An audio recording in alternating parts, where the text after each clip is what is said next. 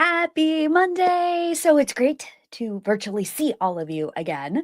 Last time, we talked about how showing up consistently on LinkedIn is actually more powerful than just building like a personality driven brand. So, what happens after you show up?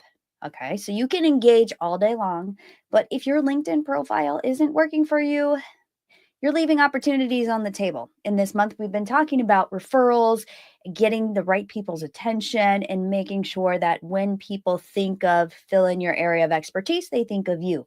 So today, we're diving into how to turn your LinkedIn profile into a bit of an opportunity magnet. So, one that attracts referrals, connections, and inbound leads without you having to chase them and do a ton of outbound. You may have to do a little at some point, but it is great when people are coming to you. So, first, how was your weekend? All right. So, for me, I did a lot of like boring catching up stuff and I spent a good amount of time with my kiddos. We recently like rejoined the gym. So, it's been fun kind of getting back into the groove there and getting to see a lot of familiar faces. And I love fitness and health and lifting. So, that's been fun just to kind of get out of my little bubble behind the screen and actually interact in real life with other people. So, good times. But now it is time for Mondays with Mindy. This is a weekly, almost weekly show where we talk all things LinkedIn, pipeline, promo, and profiles, what I like to call the three P's of LinkedIn. Today we're talking about profiles. So if you have questions about LinkedIn, drop them either in the chat, below, the comments, wherever you're watching this, and let me know what your questions are. I'll either answer them after the show or in a future episode. All right. So if you're watching this live, I don't answer them live during the show, but I do hop into the comments afterwards. All right, so in the last session, we covered how showing up consistently on LinkedIn is really more effective than focusing solely on like this whole concept of personal branding. You really want to show up as your best professional self, and it's not just about building this giant personal brand per se. But once you start showing up, what happens next? Your LinkedIn profile should not just exist. It should actually work as a tool to attract referrals, connections, and inbound leads. If it is not doing that, it is time for a strategic refresh. And you know, I love to talk about profile refreshes. So, this session is going to focus on some key ways that you can optimize your LinkedIn profile so that people not only find you, but also want to connect and engage with you. And your profile is key to that. And most LinkedIn profiles are not optimized for visibility, unfortunately, or fortunately for you. Many professionals assume that just listing their job title, company name, basic work experience is enough. Like, as long as it's up to date, it's fine. However, an ineffective profile just doesn't attract inbound opportunities. It doesn't generate meaningful connections. It doesn't help you communicate a clear professional value to people who would want to work with you. And if your LinkedIn profile is not getting inbound connection requests, if you're like Mindy, you're talking about these DMs and I know nothing about that. I don't get messages except spam. Your profile is probably not up to par. That would be why. One of the reasons why. Also, direct messages about collaborations and job opportunities. If those aren't coming your way and you've been at this LinkedIn game for a little while, it's time to look at your profile. If you're not standing out when people are searching for your name, especially if you have a somewhat common name, eh, it is time to take some action. So, we're going to talk about some upgrades that you can make to your profile, specifically from the point of view of, okay, I want opportunities, whether you are a business owner, freelancer, consultant, or whether you're like Mindy, I maybe not looking specifically for a new job right now, but I'd like my profile to be ready for that. This session will be great. All right, so number one, we're going to talk about positioning yourself for visibility. So we're going to talk about the fixing of your headline and about section. Some of the most important sections, two of the most important sections on your profile: headline, which is that area right below your name, and the about section. So this is kind of the summary of your professional story. The headline, it's actually one of the most visible parts of a LinkedIn profile, especially those first, few words, certain number of characters. Most people default to listing their job title, but this does very little to like separate you or communicate your unique value. So yes, you do want to have what you do and who you are in there, but you really want to make sure that that's not the only thing that's there. So, to make your headline more effective, you want to use somewhat of a formula or a value proposition statement that clearly defines what you do and who you help. So, an example of an ineffective headline would be, I am a marketing manager at XYZ company. All right. So you have your title, you have your company, and that's it. Okay. Boring. That's what everybody's doing who has a job. I can't spell job today. So an example of an optimized headline would be, okay, helping B2B brands generate demand on LinkedIn, content and social strategy. So you can tell that I'm using some good keywords. I'm talking about who I'm helping. I'm telling you what I do and my focus areas. So this section is really important to actually help you from a search perspective. So when people are typing in keywords, they are finding you, and also just giving people a snapshot of who you are, what you do professionally. The about section. Okay, so we're moving down the profile. The about section is another missed opportunity. Some people don't even have one. I was talking to a client this past week, and he's like, "Hey, let's look at this profile and see how it's doing. Somebody else on the team. What do we think is missing here?" And one of the first things that stood out to me was just no about section. Literally nothing, not even like a short bio, not a short sentence, nothing. So you want to make sure something is here on top of that. Many about sections are written as very formal bios, or they're kind of like a cut and paste from an executive summary or an about page, and it's obvious. Or sometimes people will just put, like, if they have a company, they'll just take like a company description and put that in there, like the product demos, like, okay, don't put that in your about section. It should be about you, not your company. All right, so you want this to also be kind of a little bit of a landing page for your professional brand, for your profile. And a strong about section has some key elements. So a really good opening. And we've learned about this in writing class, in journalism school, wherever you went and learned about writing. A compelling opening. So a really good hook that immediately captures the attention of the right people. So not just something that's really interesting, but has nothing to do with what you do for work.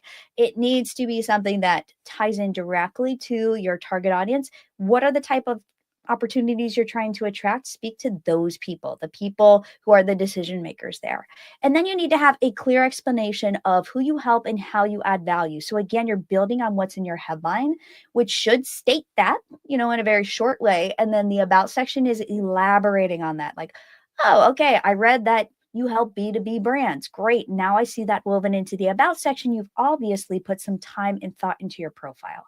And then how are you adding value? So what differentiates you from other people in your space, or what do you do really well that, for example, if you're a social media strategist, do you help with finding and attracting leads? Are you in tune with the lingo that your clients use? These are telltale signs for when people are looking at your profile. They can tell by certain verbiage and certain turns of phrase that you know what you're doing.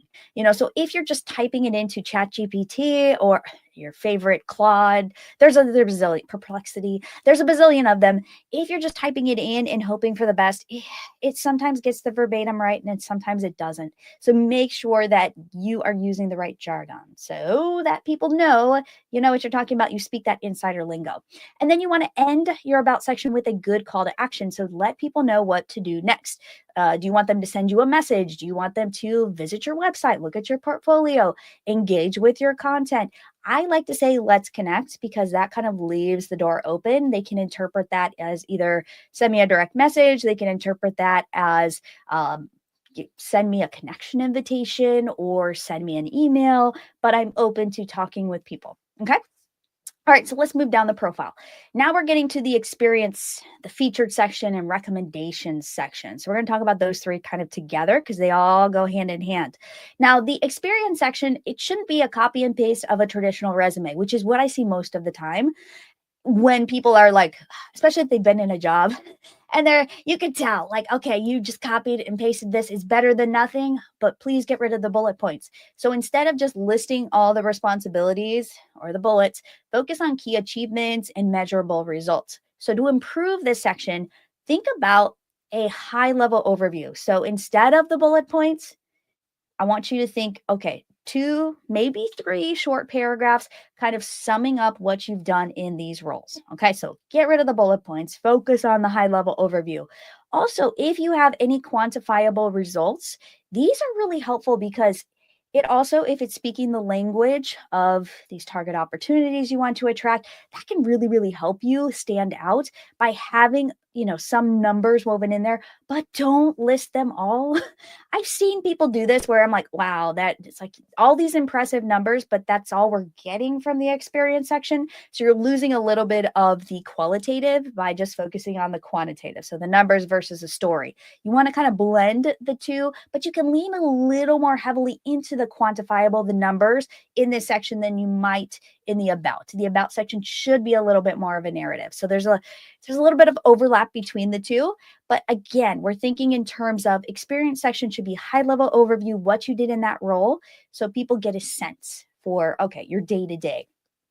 If you are a consultant or a business owner, if you can include some case studies or notable outcomes or customers, if you can do any name dropping here, that can be very helpful. Now, a lot of us are working under NDAs, so this is not feasible for everyone, but if you can, do it. It's helpful, especially if people recognize the companies or the clients that you've worked with. All right, so the featured section. This is another section that a lot of people don't use to its full potential. Many people either don't use it at all or they fill it with like outdated stuff. You look and you're like, you have not updated your featured section in at least a couple of years. So this space should feel much more up to date. And it can also serve as a way to highlight any relevant work, thought leadership, great posts that you're sharing on LinkedIn, stuff that's related to trends in your industry. So this is a really, really good section that you can make a lot of use of. And if you have a premium LinkedIn account, so if you're paying for a LinkedIn, you can actually do some really cool stuff. And I didn't even realize this, admittedly so, until I was working on my profile and also another one of my clients' profiles. And I was digging in there and I'm like, oh, wow, you can actually pin certain key profile content to the featured section. Like, for example, if you have a really good recommendation, you can pin that there. If you have like a work experience you want to highlight, so you can highlight those types of things. Maybe you have some licenses and certifications you want to highlight to set you apart, maybe some courses you've taken. So you can highlight some really important stuff on your profile from these sections. Again, this feature is not available to everyone. If you have a free account, you may not have this rolled out to your account yet. LinkedIn says it is rolling out to everyone, but we'll see. So give it a try and play with things here. I don't like recommendation there. And I'm like, I didn't like the visual look to it. So do keep that in mind. The visual look of stuff that you're pinning to that section may not be as pretty as actually, uploading a PDF or, pinning a post or something. So keep that in mind too. You want it to be visually pleasing. And don't just put all recommendations up there. It looks a little, you want a nice mix of content. So again, just go to your featured section if you have one. Otherwise, add that profile, add that section to your profile, and then select some key pieces of content from your profile that make you stand out and that represent your expertise and accomplishments. Okay. All right. So for those of you without premium, use this section. You still have a featured section. Just you're going to have to manually either upload content there or just highlight feature things that are, you're sharing as a post or other pieces of content. Okay. To tell your professional story, highlight your work though. That's what this featured section is for. Keep it current. All right. So on the topic of recommendations, I lately touched on those. Those are huge. And a lot of people are scared to ask for them. And I get it because I don't like asking for them either. But one of the most overlooked sections of a profile is that recommendation section. It is so important if you want referrals, if you want opportunities. So many people just set up LinkedIn. Maybe they get a couple of recommendations early in their career and then they forget about it. So that section is really out of date.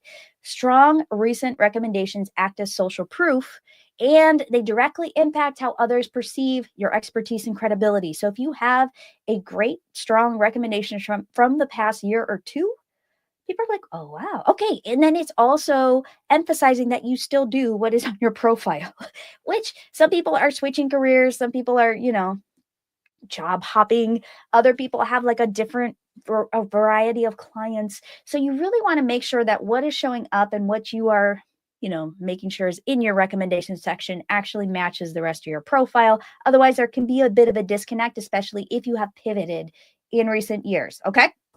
So keep that in mind. You want the recommendations to strengthen your profile. So what you're showing there is key. You can also hide recommendations. So if you got something and you're like, I don't really like this one, or this isn't really relevant anymore, you can keep it so it's there on your profile technically, but not visible to others coming to your profile. All right, you follow me. So aim to give and receive at least 1 to 2 recommendations per year. And the best way to get these high quality recommendations is to start by giving them first. So just think about, okay, who have I worked with in the past 1 to 2 years that I had a really positive experience with? This doesn't have to be as a colleague or you reported to them or they reported to you. It can be. It could also be people that you've worked with like on a project, for a short term, so get creative and think about people you've worked with in a professional capacity. Write a thoughtful recommendation for a past colleague, a mentor, a client. This is really helpful. Ideally, it should be somebody you've interacted with recently. Don't write a recommendation for someone you worked with like 5, 10 years ago, unless it's really relevant to what you're doing now or you're now swimming in the same circle. So be thoughtful about that. Be specific about what made them great to work with and how they added value. All right. So really be specific. If you want to see some good examples, I have received some pretty good recommendations on my profile. I've also given a good number. So feel free to look at mine for some examples of what makes for a good recommendation and what to focus on. Most people will be happy to return the favor if you write them a good recommendation. It's kind of a nice, easy way to strengthen your profile if you're giving out recommendations. Just don't do like 6 of them all at once. Space them out because LinkedIn actually times, kind of dates all of your recommendations. So you don't want this to look like, I just watched this workshop about using LinkedIn and I'm going to get a bazillion recommendations. It'll look a little bit not so classy. All right. So space them out. Try to get, if you're trying to build up some recommendations, shoot for 1 to 2 within the next 6 months, and that won't look like you're overdoing it. All right. So once you've given a few recommendations, again, you can feel free to reach out to people you've worked with closely, ask for one. You can also make it really easy for them by suggesting a few things they could mention, such as a project you worked on, a particular strength they have seen in you, or if you're looking for a job or open to new opportunities, maybe, you know, give them a few keywords that they can focus on and a few like elements that would actually set you up perfectly for your next role. Okay. Now let's talk about your LinkedIn services page. Some of you are like, what? What are we talking about? There's a page where I can list, like, I provide services. So if you are a freelancer, consultant, small business owner, a LinkedIn service page can make your services more visible, both on LinkedIn and in external search engines like Google. You can see mine when you go to my page, you'll see services. It's pretty close to the top. It's before you get to all my experiences. This is helpful. Mine is not, I would not say do mine exactly like look at mine and it's the perfect replica of what you can do. It is pretty basic, but what I'm focused on with my service page is that I have one and that I'm featuring the 10 most important services that I offer that that kind of match what LinkedIn lets you choose. So there's a little bit of nuance there. And it's kind of like a free landing page on LinkedIn that highlights what you offer and allows potential clients to message you directly without having to connect with you first. All right. So if they're looking to see, okay, first of all, are you a consultant or freelancer? Can I hire you? Or are you like a full-time employee? It's signaling to them that you're probably not a full-time employee. And what it can do is it helps open the door that you are open to work without saying open to work or I want clients. So it also makes it, because it makes it easy to message you for free about your services. They can ask questions without having to jump through hoops of like connecting with you, hoping you see their message. It shows up a little bit differently in your inbox. All right. You can also get access to additional features if you have a paid LinkedIn account, like a services showcase that includes like a media carousel. I'm not using this feature personally, but something I'm considering. A request for proposal button for potential clients. I don't see many people doing this, and I haven't heard with many of my clients that do have a services page, they aren't like, yeah, the request proposal button makes it awesome. But it's there, it's technically there, but a lot of people will just message you on LinkedIn. You can also feature client reviews and ratings, so that's helpful for those of you who have a lot of these already. And to optimize your services page, clearly define what services you offer. You're going to have to choose from what LinkedIn gives you. Like there's like a list of things you can choose, and some of them don't 100% match what you have, but that's okay. And then make sure that you are featuring your recommendations or that you have some LinkedIn recommendations. So when people see your services page and they scroll to your recommendation section, they can see, okay, you've actually developed expertise in these areas so that I can feel comfortable reaching out to you and having a conversation about potentially hiring you. So again, your services page is important, but you need to have those recommendations and that social proof so people do feel that they can trust you. All right. And if you don't have a services page yet, it's really easy to set up. You just add it to your profile, go on LinkedIn, add it. You'll see it'll in the like the open to work section, you can add it. Okay. Next, let's talk about what we talked about. I lost my place here. Okay, so turning your profile into a professional asset. Let me just recap what we talked about. So an optimized LinkedIn profile, it does more than look good. It works as a tool to attract the right connections and opportunities. And like we talked about today, there are several sections to optimize. We didn't talk about all of them either. There's the projects, certifications. There's like a lot of other things that you can do to your profile to make it look awesome, but these are some really, really important ones. All right, so let's recap. Update your headline to clearly state what you do and who you help so people know you help people like them, or you would be the perfect candidate for this role because you have that expertise. Then look at your about section. Ensure it is engaging, it's a narrative, and it's action driven. People know what to do next after they scan it. They're not going to read it word for word. Very few people do. Then refresh your experience section with some quantifiable achievements, so some numbers if you have them. Also, make sure that it's a high level overview. Get rid of the bullet points. All right. Then use your featured section to highlight your work. That builds credibility. Again, you have a little bit more flexibility with a LinkedIn premium account to actually add other things here from your profile. Feel free to do that. Otherwise, just focus on your content in your posts. Ensure that your profile and your banner image, we didn't go into too much depth, but your banner image at the top that's behind your profile picture, make sure that it looks good, that your profile pic and your banner image work well together because it does create that strong first impression. Then we talked about recommendations. So past clients or colleagues or present clients, then request one in return if you can to keep your profile fresh because that is going to build that social credibility. And then the services page. So if you don't have a services page, add that to your profile and just put the bare bones basics there. You don't have to overthink it, but make sure you have the right keywords so you're popping up in LinkedIn search and Google search.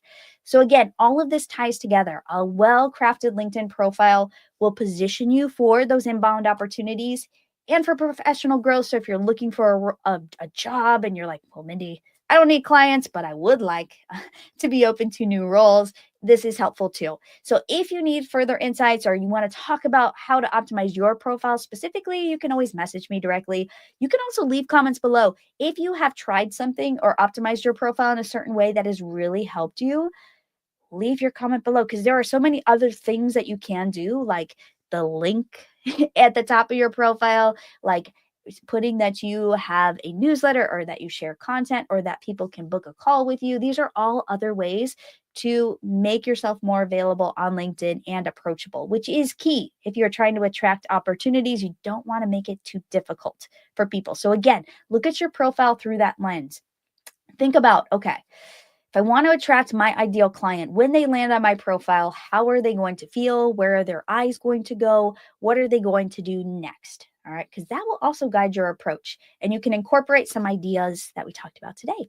All right, so next week, I will see you on Mondays with Mindy. Until then, keep using LinkedIn, optimize your profile, and let me know what you change or highlight or something that you learned from today's session. I will see you all next time. Bye for now.